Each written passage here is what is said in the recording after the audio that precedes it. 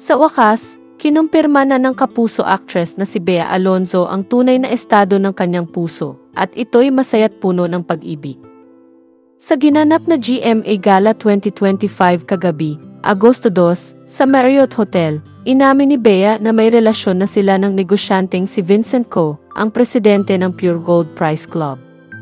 Sa eksklusibong panayam ng GMA News, diretsahang sinabi ni Bea, "Yes, he is my boyfriend. But like to keep things private." Dagdag pa niya, "Wala naman akong tinatago.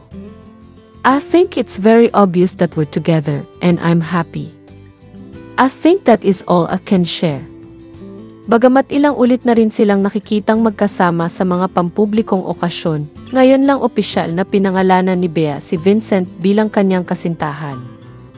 Ayon pa sa aktres, matagal na nilang piniling huwag ilantad agad ang kanilang relasyon upang maprotektahan ito, lalo na't hindi kabilang sa mundo ng showbiz si Vincent. "Mas pinili naming maging tahimik sa umpisa. Gusto naming protektahan ang relasyon namin. Hindi kasi siya taga-showbiz, kaya mas gusto namin ang pribadong buhay pagdating sa amin," paliwanag ni Bea. Ipinunto rin ni Bea na naunawaan niya ang pagiging curious ng mga tao sa kanyang buhay pag-ibig. Ngunit para sa kanya, mas maganda pa rin ang mga bagay na nananatiling pribado. Ups and downs of Ezva love life, understand the curiosity. But I think the most beautiful things are the ones that are kept private, ani niya.